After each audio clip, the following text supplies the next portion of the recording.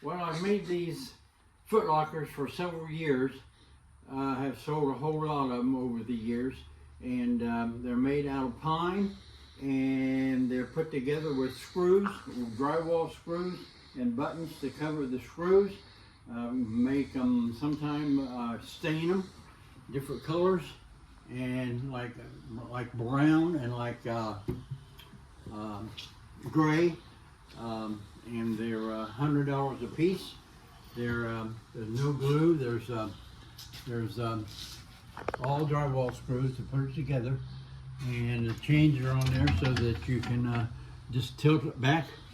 It can be used for in the mud room or a quilt container, and in the mud room, put your shoes, your scarves, your gloves in them, and they're pretty neat. They're good and sound. You can sit on them very easy because they've got a middle partition where you can sit on them.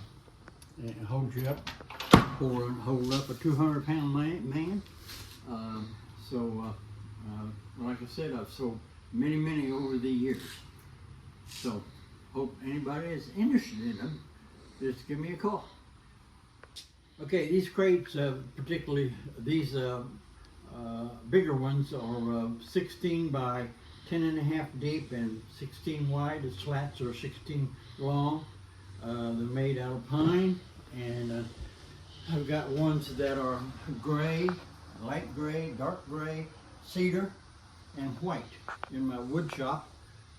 They're put together with nail gun nails. Sometimes when I make a mistake with a nail gun, it doesn't go in right.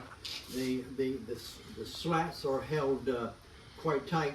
If I make a mistake, I have to pound them off with a hammer. So they're good and stout. And always put a handle in them, and you can store all kinds of things in them. I have had people buy 6 and 10 and group them together in the living room as a coffee table, or they stack them and make themselves a desk, and then you can set them on the handle end, and it'd be storage for books or papers or whatever you would want to put in them. So I've made all kinds of crates over the years. And how much do you sell these for? $20. $20. Yeah. Okay. Okay. These are old-fashioned bread boxes. They've got, of course, this perforated screen on them so it gets air, but you can use them for anything. But they initially are bread boxes, and I sold a lot of them. I've had those. I have those in the brown stain and gray.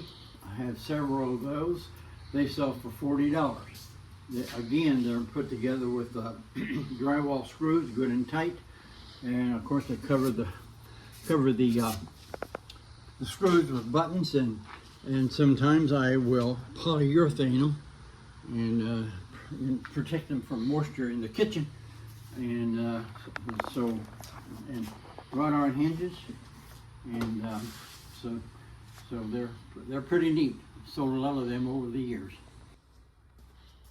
Oh, how about these things? Yeah.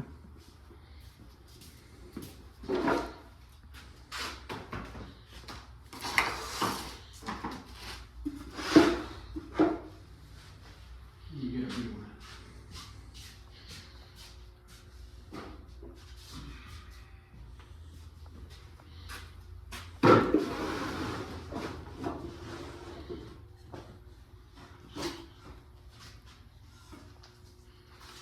He's got plenty of inventory. I do.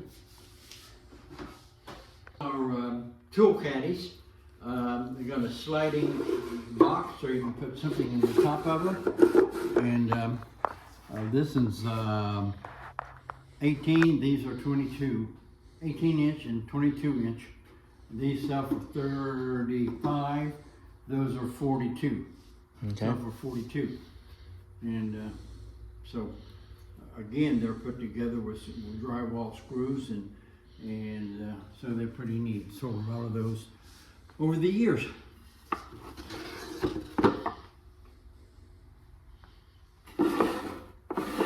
Very nice. Put together. Yep. Yeah. These are birdhouses. They've got holes on both sides, 2 levels. The holes on the back side, and it's got a porch on it, of course. They're all pine. They're all pine, and again put together with screws, and they can be painted or polyurethane or anything. But a person who buys them has to provide the pole and the foundation to screw them on. But they're $100. Okay. Sell many of those? I sold about 6 or 8 of them. Okay. Yep. Nice. These swings are quite tedious to put together, and the wood is all treated wood. A buyer would have to supply the chain that goes with them. I make them in 4 foot and 5 foot.